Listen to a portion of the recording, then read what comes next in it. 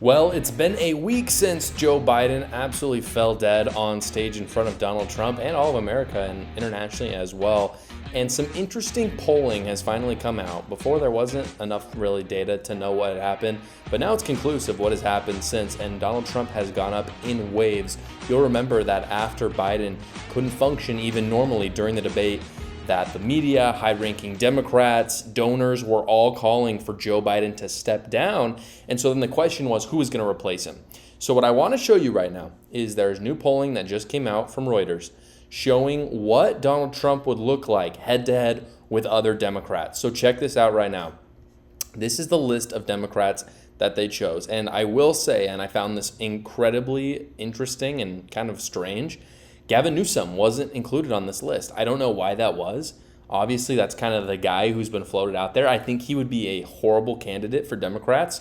So I don't think the polling would be that different, but I still want to see it regardless.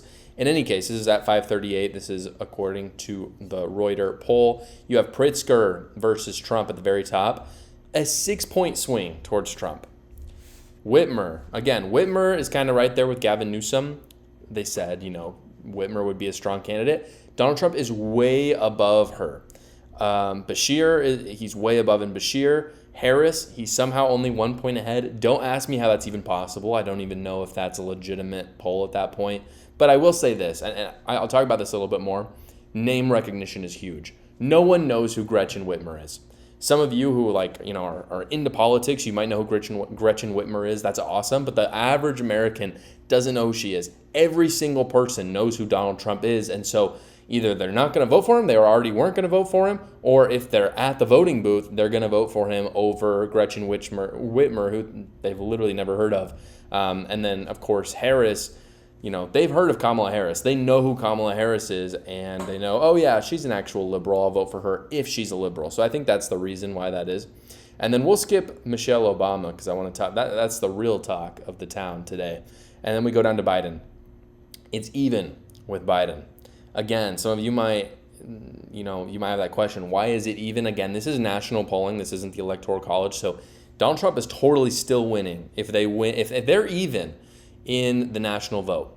If Donald Trump loses by 100,000, 200,000 votes in the popular vote, he has absolutely smashed Joe Biden in terms of the Electoral College. So this polling is still good for Trump. Again, do I think 40% of America is going to vote for Biden? No, I don't. But again, it's irrelevant. All of those polls has Trump winning.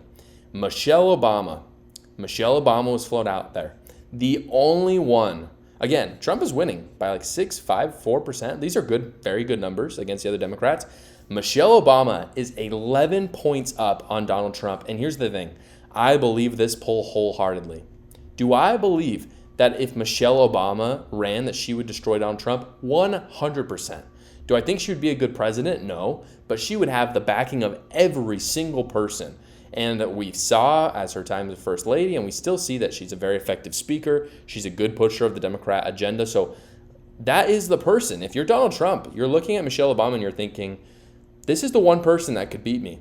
Here's the fortunate thing and the problem for Democrats. Michelle Obama is not going to run.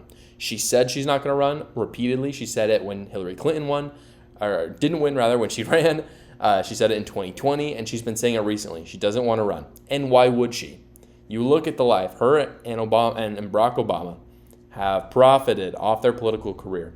They're now living a very lavish lifestyle. Why would she go back into the limelight in a way, like right now she's more of an Oprah figure where she's still very popular. She's famous, she's got money, but without all that criticism because, her husband is enacting policy. If she goes back into politics, she keeps all of that power, she keeps all the money, but she has to also get criticized all day, which it's not that great. Even if you're Obama and you've got the media, covering for you, it still kind of sucks because people are trashing on you because of your awful policy, which of course she would have. So again, why would she? So the question is then, what choice do the Democrats have?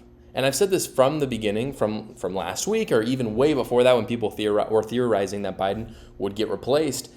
They have no one to replace him with. The Democrats are completely void of leadership. Their leadership sucks. But in addition to that, Biden is really bad himself. It's very clear with the polling that there's no alternative. They're stuck with Biden. He could step down. If he steps down and he's replaced by anyone except Michelle Obama, which Michelle Obama wouldn't do it, that is great news for Republicans. And for that reason, Democrats are not going to switch him out. I think it's the best shot that they have. It's not a good shot, but it is the best shot that they have. Again, there's two sides to elections. There's the persuading side, and then there's the turnout. So for the persuading side, I mentioned name recognition earlier. Biden has by far the best name recognition. If you ask, if you ask Americans who is Joe Biden, like 99% of you, they're going to be able to say, yeah, he's the president of the United States. And if you ask Donald Trump, oh yeah, he was, president of the United States, apprentice, all this stuff.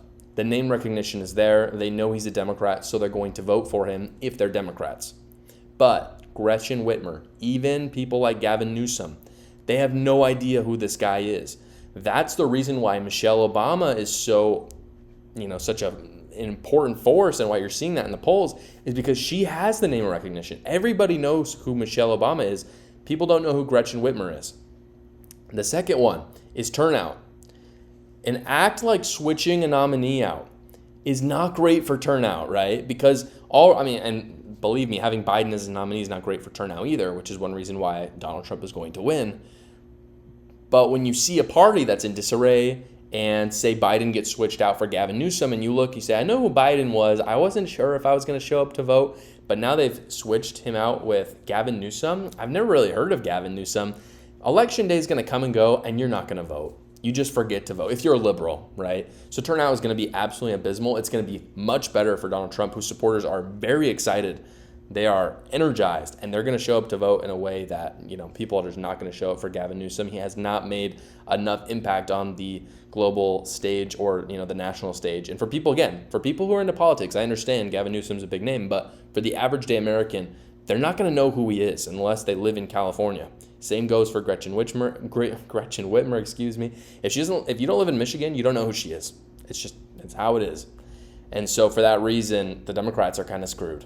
Thank you so much for watching, everybody. Please go down below, comment, like, and subscribe, and watch another video.